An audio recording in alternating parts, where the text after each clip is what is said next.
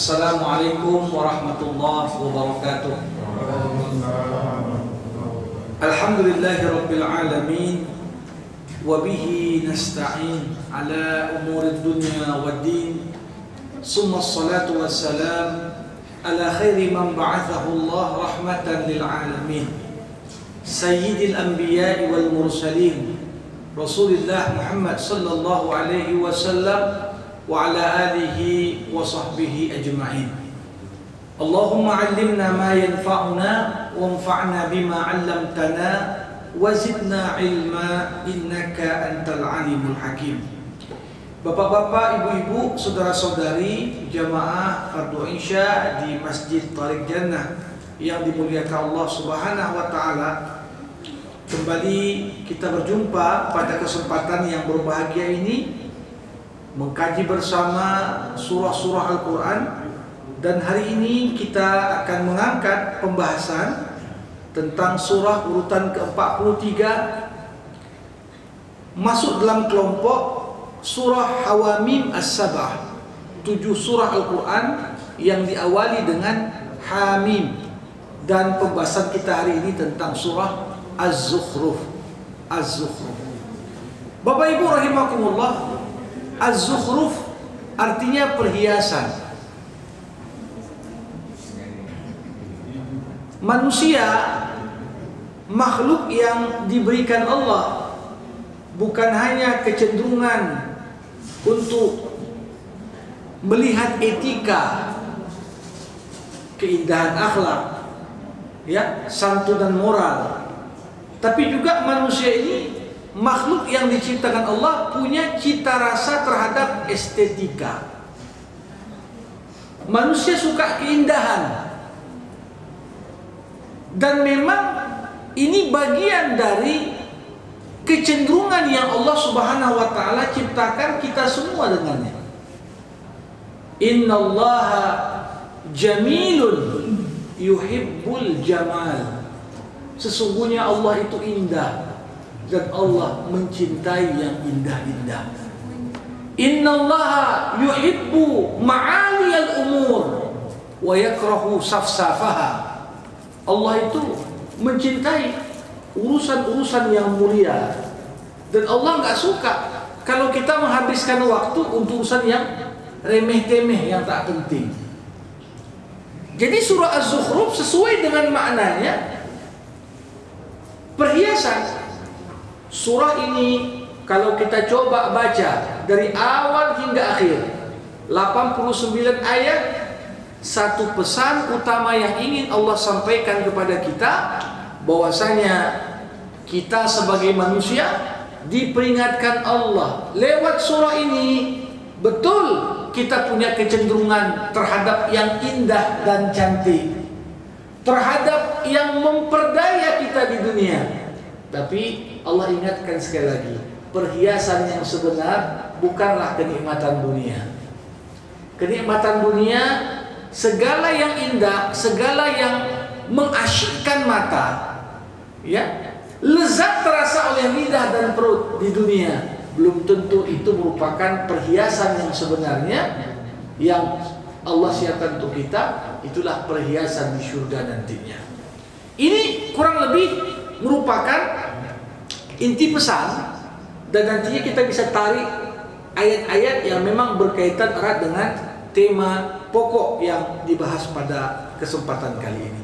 Surah ini sama seperti surah-surah Hawamim yang 6 lainnya diturunkan di periode Mekah sebelum Nabi Muhammad sallallahu alaihi wasallam hijrah ke Madinah. Bapak Ibu rahimakumullah, kalau kita mencoba untuk membedah dan menganalisa lebih dalam tentang surah Az-Zukhruf, Allah Subhanahu wa taala di awal surah ini bercerita kepada kita tentang keutamaan Al-Quran, di mana kitab suci yang diturunkan kepada Nabi Muhammad ini diturunkan Allah dengan bahasa Arab. Allah katakan di sini, Inna ja'alnahu Qur'anan Arabiyyan la'allakum ta'qilun. Sesungguhnya kami jadikan Quran itu dalam bahasa Arab supaya kalian berpikir. Para hadirin rahimakumullah, memang kalau kita coba hitung bahasa di dunia, banyak sekali.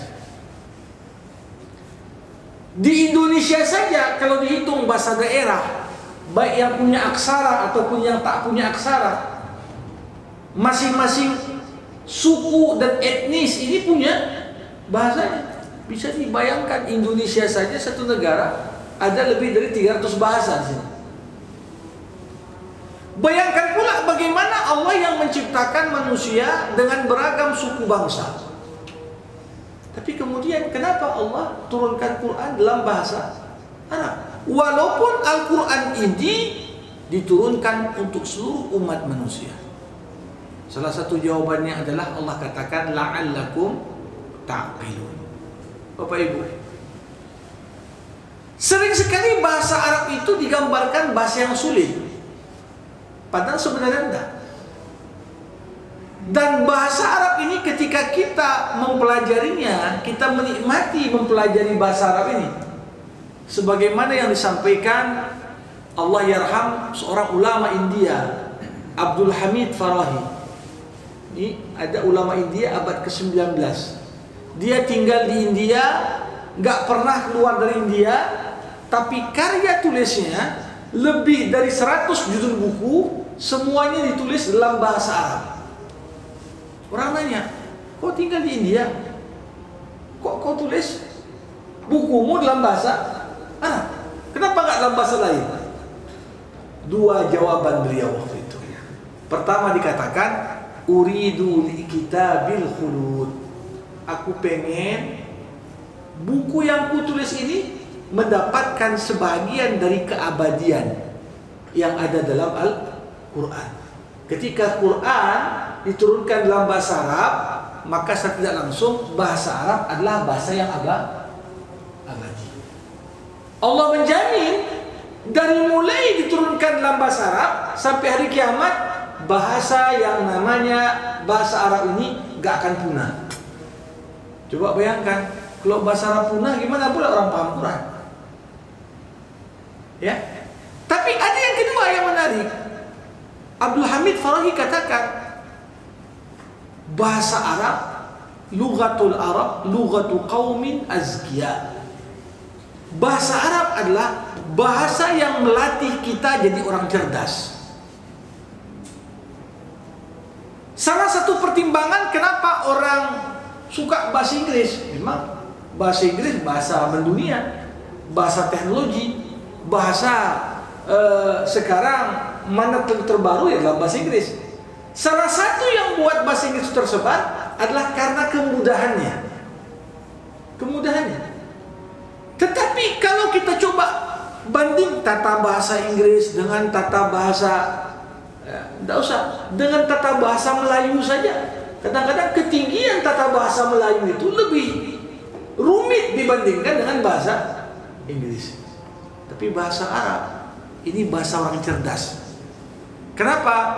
Karena banyak ketika kita ngomong bahasa Arab, Bapak Ibu, kata yang nggak disebutkan dalam ngomong tapi dipahami.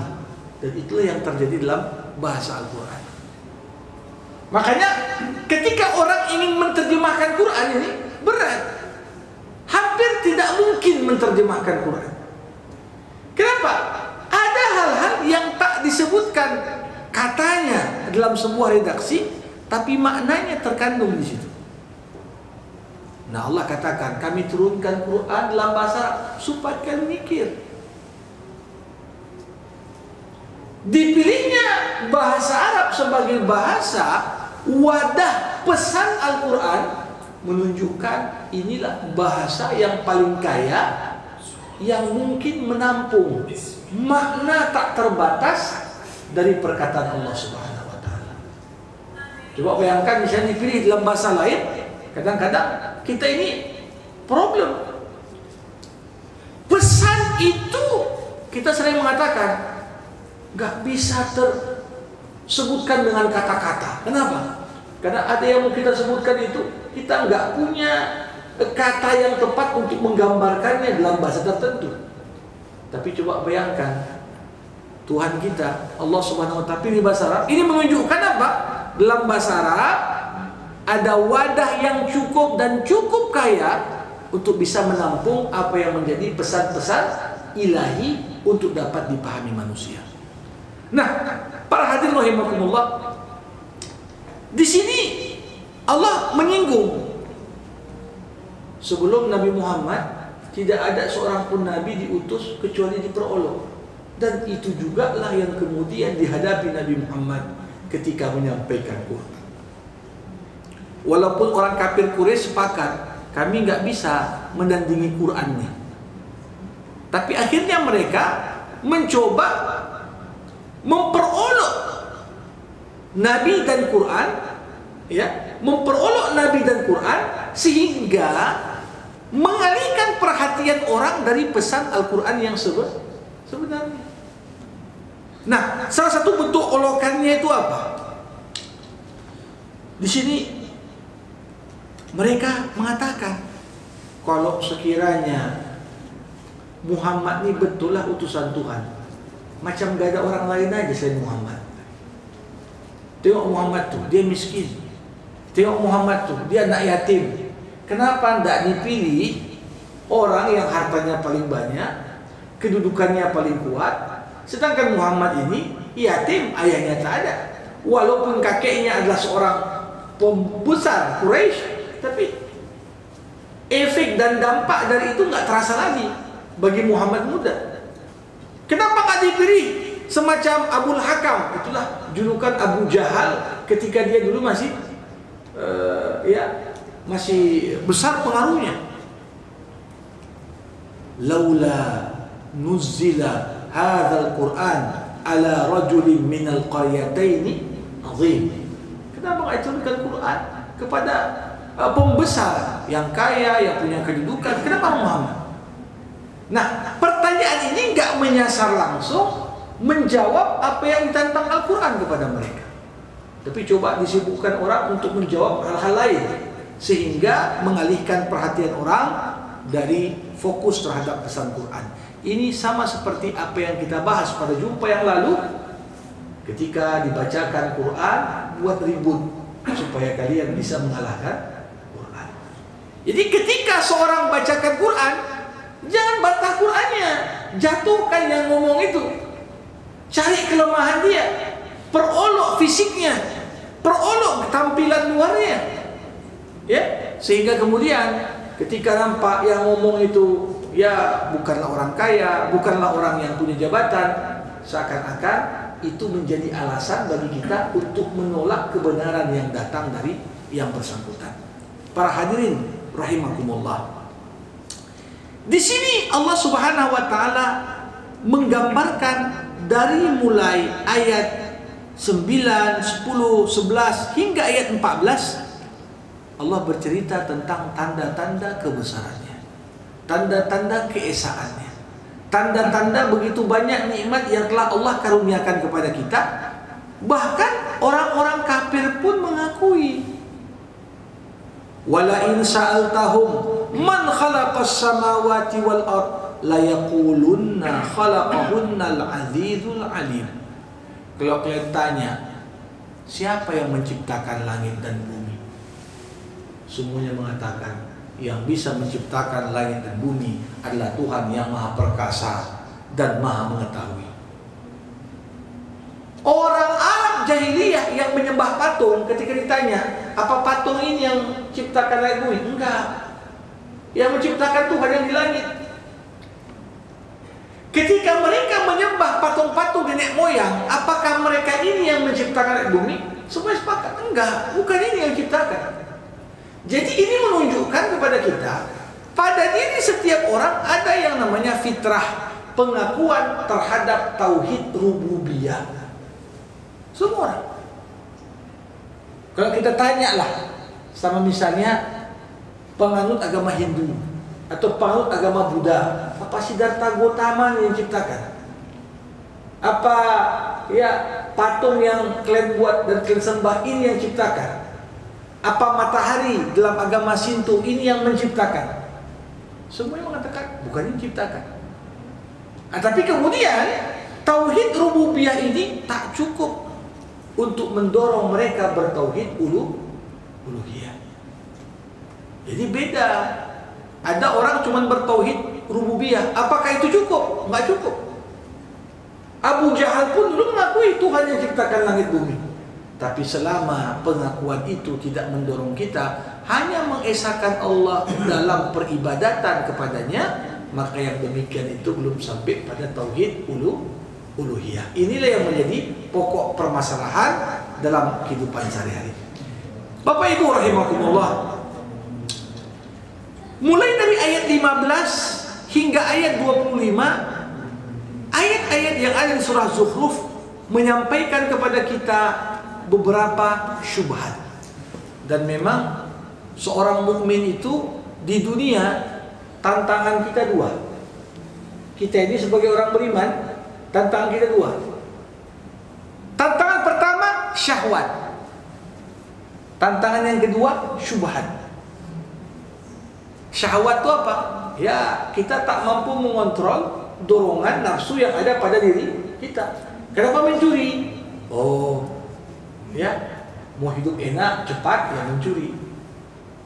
Kenapa curang? Oh, supaya berkuasa dengan cara instan, ya begitu.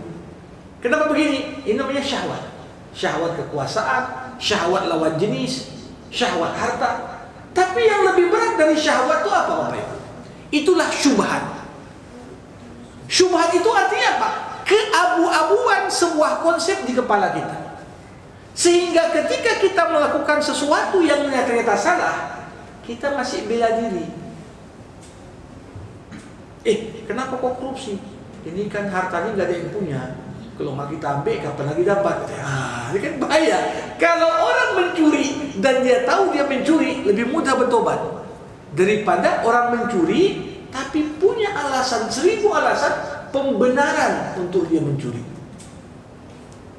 Nah, orang-orang kafir Quraisy ini Bapak Ibu paling banyak syubhatnya. Syubhat di kepala mereka. Dan itulah PR Nabi lewat Al-Quran untuk meluruskan penyimpangan pemahaman yang ada. Apa syubhat yang pertama? Orang-orang kafir Quraisy mengatakan malaikat itu anak perempuannya Tuhan. Siapa tuh malaikat? Itu anak Tuhan tuh. Anaknya kayak mana? Anak perempuan.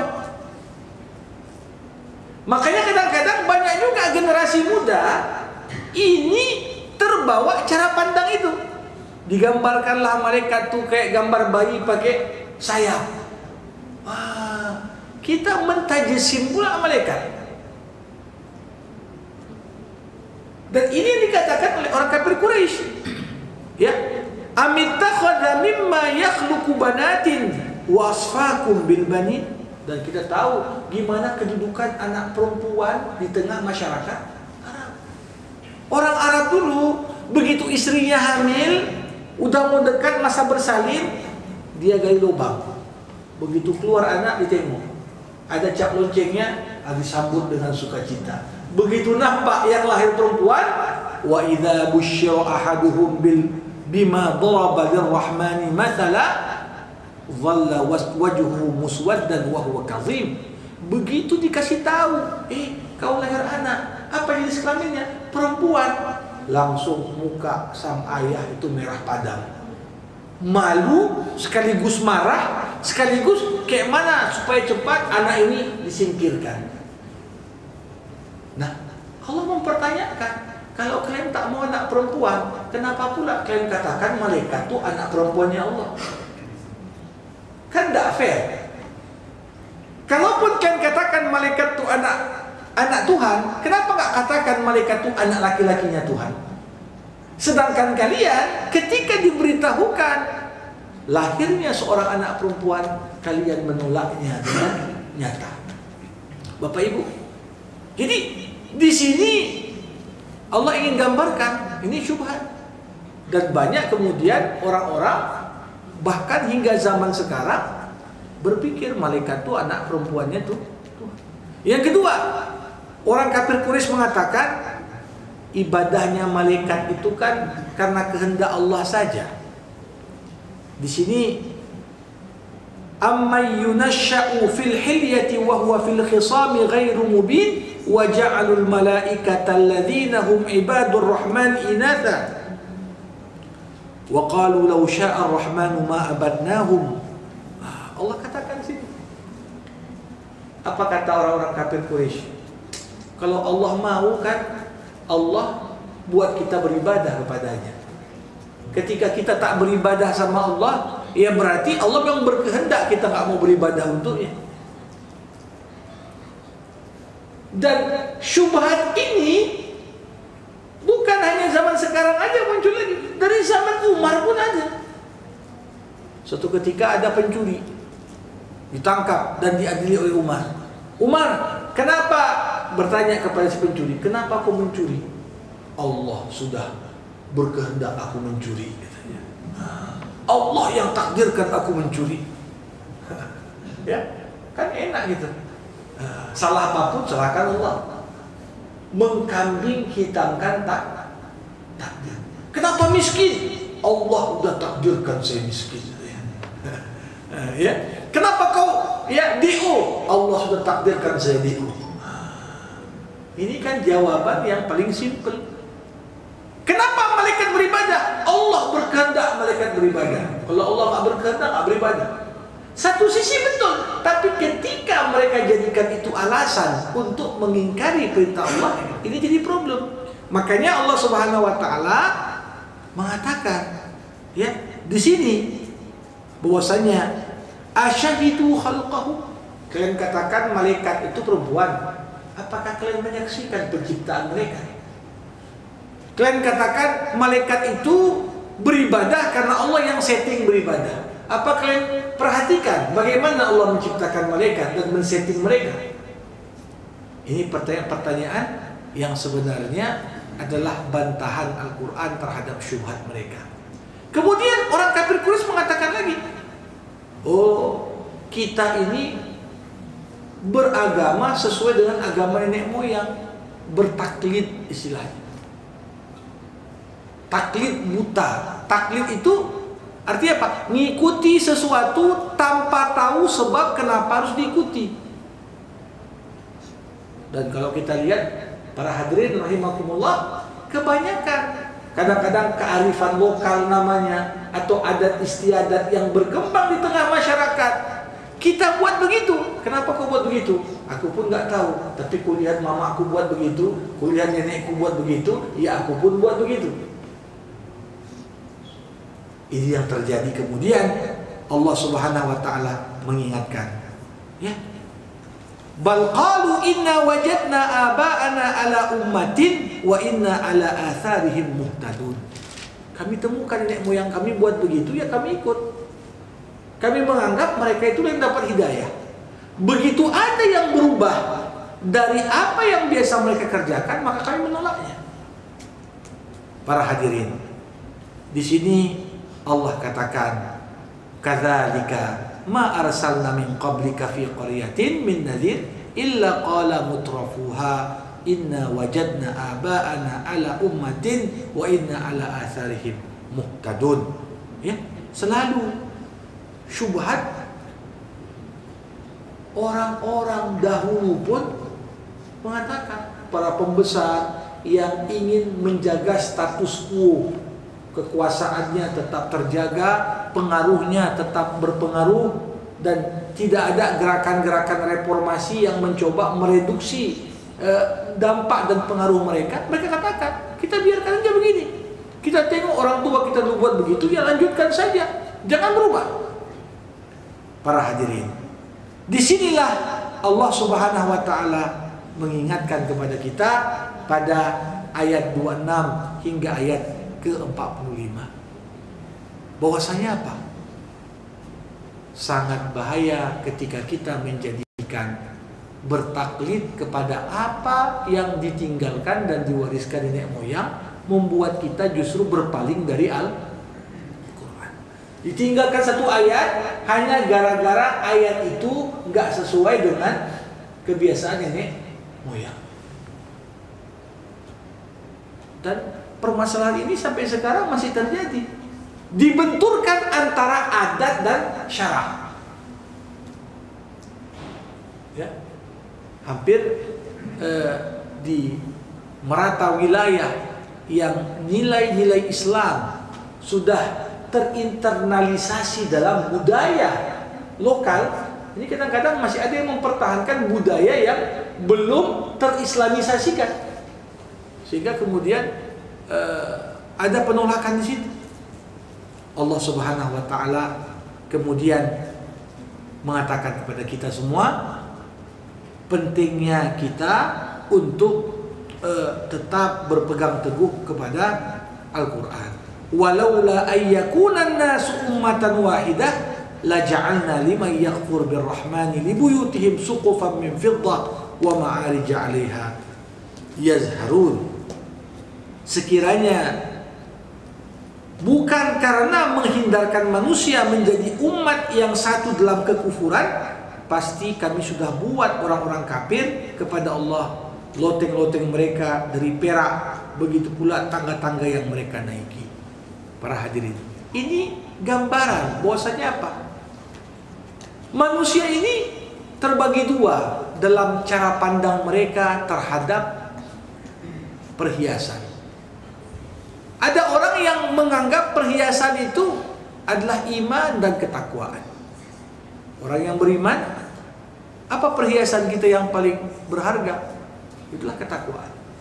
Walibasut taqwa zalika khair. Pakaian ketakwaan itulah yang lebih baik dari segala perhiasan yang ada.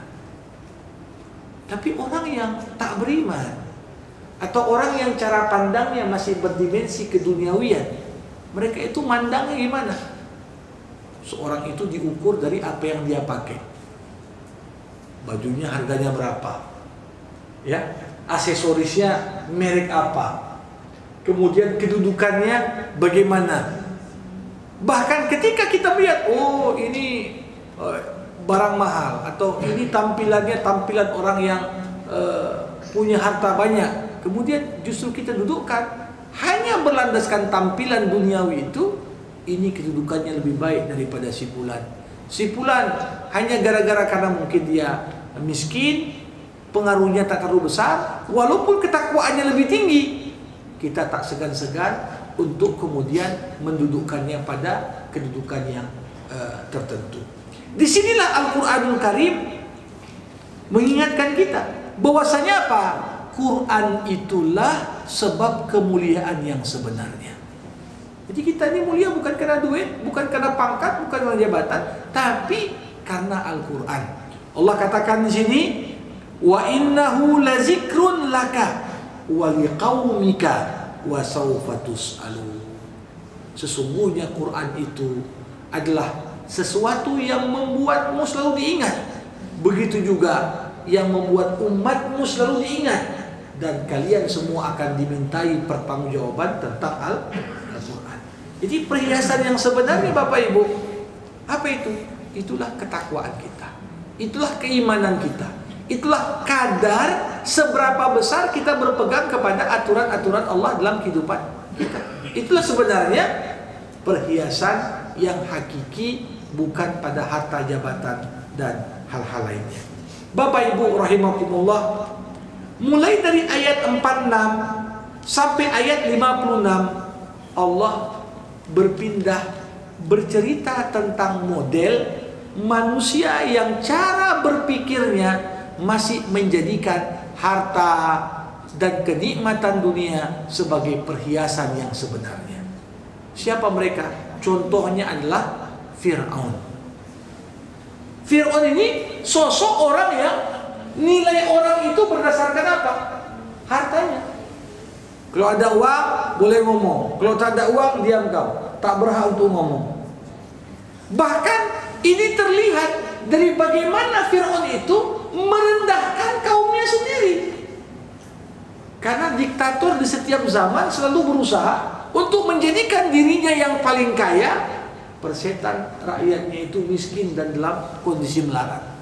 Di sini kita lihat bagaimana Fir'aun berkata, "Wa nada Fir'aunu fi qaumi qala ya qaumi alaysa li mulku Misra wa hadhihi al-anharu tajri min tahti afala tubsirun." Berkata Fir'aun kepada kaumnya, "Wahai kaumku, bukankah Mesir ini milikku? Bukankah sungai Nil mengalir di sepanjang tanah Mesir?" Kemudian apa kata Fir'aun? "Am ana khairun min hadzal ladzi huwa mahin wa la yakadu yubin." Ketika Musa mulai merebut pengaruh Fir'aun, hatinya rakyat Mesir itu sudah condong kepada Musa, dan Fir'aun menganggap Musa ini sebagai ancaman. Apa kata Fir'aun di depan rakyatnya? "Bukankah aku lebih baik daripada Musa? Tengok Musa, tengok pakaiannya, compang-camping. Tengok Musa, mana duitnya? Tak ada. Lihat aku, hartaku banyak. Lihat kekuasaanku melimpah." Bahkan ketika itu Fir'aun melecehkan Musa dengan mengatakan wala yakadu yubin. Karena Musa ini sewaktu kecil, dalam beberapa riwayat Israiliyat disebutkan lidah Musa itu pernah terkena api, sehingga Musa ini ngomongnya sedikit celat. Maka Musa pun mengajarkan kepada kita doa, "Rabbi syrah li sadri wa yassir li amri wahlul 'uqdatam min lisani yafqahu qawli." Ya Allah, lapangkanlah dadaku, mudahkan urusanku, kemudian hilangkan kekeluhan dalam lidahku supaya orang bisa paham ucapanku, kata Musa. Jadi memang Musa ada sedikit kekeluhan dalam lidahnya yang membuat kalau ngomong sedikit celat. Nah, tapi apakah kemudian itu pantas dijadikan sebagai bahan olokan?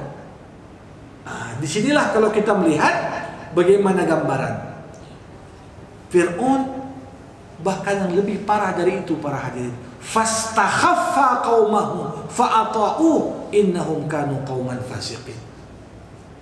Fir'aun merendahkan rakyatnya sendiri. Ini kadang-kadang kita fenomena mau bagi hadiah, tapi bagi hadiah campak dari mobil. Ini kan satu pendidikan membuat rakyat direndahkan. Nah, kalau orang terima begitu, lambat laun apa? Mental kita pun mental orang yang direndahkan. Itulah yang terjadi di zaman Fir'aun. Fir'aun melecehkan rakyatnya sendiri. Tapi walaupun begitu, Allah katakan fa'ata'u, tetap saja rakyatnya patuh sama Fir'aun. Dihina bagaimana, dilecehkan bagaimana, tetap mereka patuh. Maka dikatakan di sini, innahum kanu qauman fasiqin. Sesungguhnya itu adalah balasan bagi kaum yang fasik. Jadi disinilah pentingnya amar ma'ruf nahi munkar. Nampak ada yang tak betul, ada yang ngomong, supaya kemudian sikap semena-mena merendahkan sesama itu tidak menjadi sebuah presiden yang dibiasakan di tengah-tengah masyarakat. Para hadirin rahimakumullah. Nah, berbeda dengan Fir'aun, di ayat 57 sampai 66 Allah bercerita tentang sosok Isa putra Maryam. Kenapa diceritakan Isa putra Maryam? Karena ini Isa ini adalah model orang yang menilai sesuatu dengan cara pandang yang sebenarnya.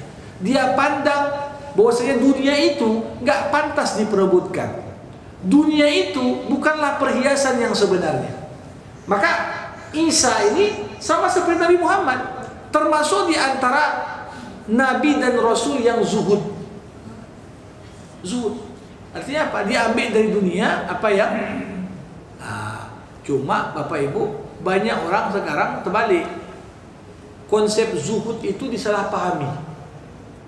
Zuhud itu apa? Ketika dunia terbuka untuk kita nikmati, justru kita berpaling dari dunia dengan mengatakan, aku nggak mau kau, yang ku cari lebih baik. Makanya sekarang ini banyak orang juhud, cuman juhud terpaksa. Gimana juhud terpaksa itu? Ya memang karena dunia tertutup bagi dia, juhud deh. Tapi begitu ada kesempatan, lebih buas daripada yang tak juhud. Ini yang banyak orang. Awal dulu juhud kali, begitu anggota DPR, sama juga lebih parah dari yang lain. Begitu dapat jabatan, lebih parah dari yang lain.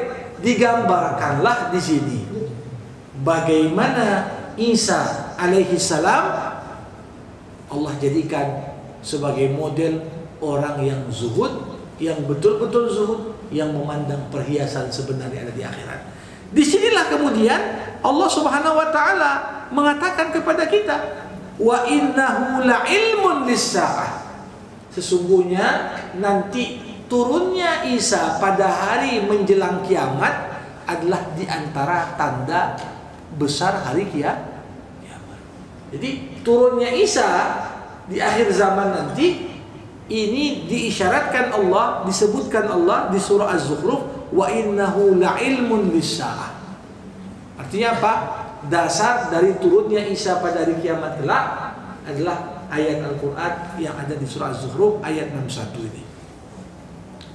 Jadi sebagai orang mengatakan kalau Isa turun nanti di akhir zaman, berarti Nabi terakhir Isa lah. Enggak.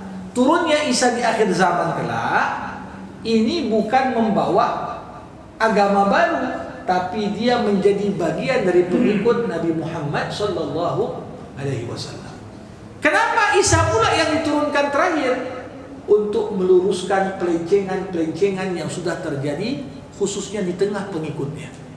Ada yang mengangkat Isa jadi Tuhan, ada yang menghalalkan babi, ada yang meminum minuman keras. Maka dikatakan dalam beberapa hadis, salah satu yang akan dilakukan Isa adalah memecahkan salib, kemudian membunuh babi, kemudian termasuklah menghancurkan botol-botol minuman keras.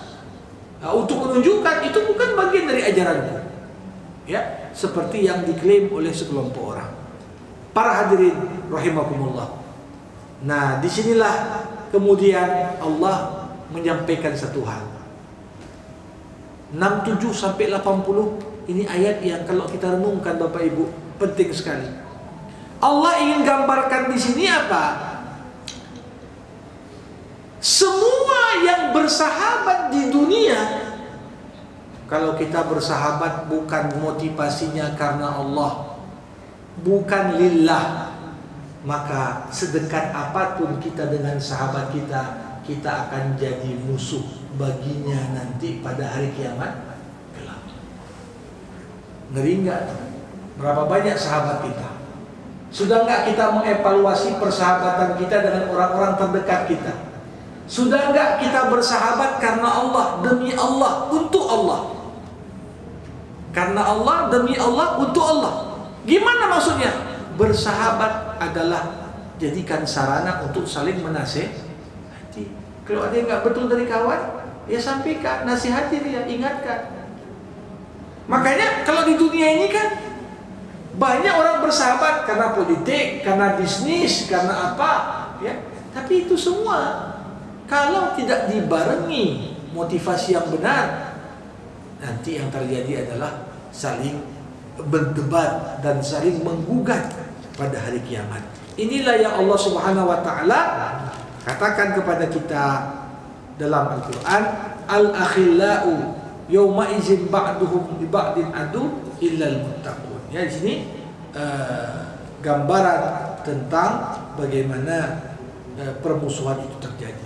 Bapak Ibu rahimakumullah, dan di penutup Allah cerita kepada kita gimana nikmatnya surga, gimana pedihnya neraka, ya. Sampai-sampai digambarkan di penutup surah Az-Zukhruf, orang yang masuk neraka minta sama malaikat, minta sama Allah, ya Allah, matikanlah kami ya Allah, supaya berakhir siksamu ini kepada kami. Coba bayangkan, ada orang minta bunuh diri di dunia karena beban pikirannya itu begitu berat, tak sanggup, dia bunuh diri aja lah. Bayangkan di akhirat kelak, orang yang sudah masuk neraka minta sama Allah, ya Allah, wafatkan kami supaya berakhir siksa ini. Padahal betapa banyak penghuni neraka justru khalidina fiha, orang-orang yang kekal di dalamnya.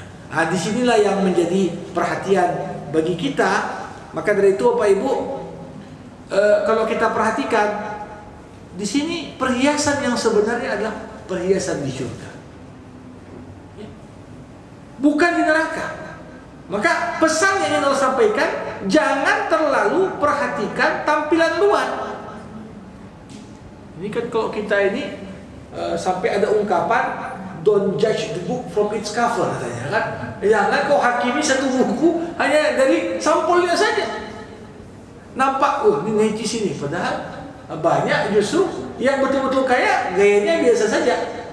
Yang pura-pura kaya itu yang gayanya nampak kadang-kadang berlebihan untuk tunjukkan satu sosialnya dia hebat. Begitu juga orang yang punya perhiasan yang sebenarnya, itulah perhiasan di akhirat. Biasanya tampil biasa saja, Bapak Ibu. Jadi kuncinya adalah sadari kemuliaan kita ada pada Al-Quran. Maka jangan sampai kita abaikan Quran dengan kesibukan dunia kita. Ya, Fir'aun itu model manusia yang terpedaya dengan tampilan luar. Ya. Jadi kalau ada orang sikit-sikit tengok tampilan luar, ini kayak Fir'aun juga lama-lama. Nah, makanya di sini perlu kita meniru, meladani Nabi Isa. Manusia yang tak terpedaya dengan tampilan luar kenikmatan dunia, hidup penuh kezuhudan, dan sebagai penutup perhiasan dunia yang fana bukanlah perhiasan yang sebenarnya, tapi perhiasan yang sebenarnya adalah yang menanti kita insyaallah di surga Jannatul Naim kelak. Ini yang dapat saya sampaikan Bapak Ibu sebagai pengantar. Masih ada tersisa beberapa menit waktu ke depan. Saya buka kesempatan diskusi dan tanya jawab. Siapa yang mau bertanya, berkomentar terkait pembahasan malam hari ini, saya persilahkan dengan segala hormat. Terima kasih. Assalamualaikum warahmatullahi wabarakatuh.